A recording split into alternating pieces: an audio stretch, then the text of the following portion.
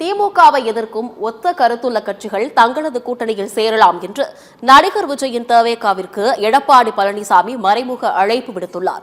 சென்னை ராயப்பேட்டையில் உள்ள அதிமுக அலுவலகத்தில் செய்தியாளர்களை சந்தித்தவர் வருகிற 7ஆம் தேதி கோவை மேட்டுப்பாளையத்திலிருந்து தேர்தல் தொடர்பான மக்களை காப்போம், தமிழகத்தை மீட்போம் என்ற சுற்றுப்பயணத்தை துவங்கவிருப்பதாக குறிப்பிட்டுள்ளார். இதற்கான இலச்சினை மற்றும் பிரச்சார பாடலை எடப்பாடி பழனிசாமி வெளியிட்டுள்ளார்.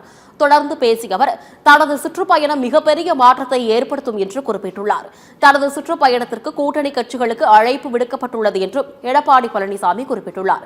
பாஜகவுடன் கூட்டணி இல்லை என்று நடிகர் விஜய் கூறியது குறித்த கேள்விக்கு பதிலளித்த அவர் இது தொடர்பாக அவரிடம்தான் கேட்க வேண்டும் என்று தெரிவித்துள்ளார்.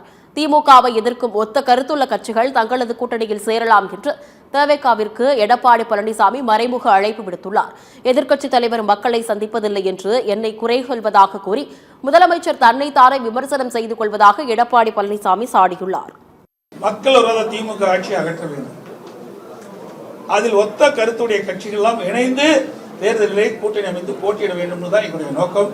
அந்த நோக்கத்திலே யாரெல்லாம் திராவிட முன்னேற்ற கழகம் அகற்றப்பட வேண்டும் என்று எண்ணுகின்றார்களோ அவர்களோடு நாங்கள் கூட்டணி அமைப்பதிலே மகிழ்ச்சி அடைகின்றோம். அவர்களும் இதற்கு ஒத்துழைக்க வேண்டும் என்பதுதான் எங்களுடைய கருத்து.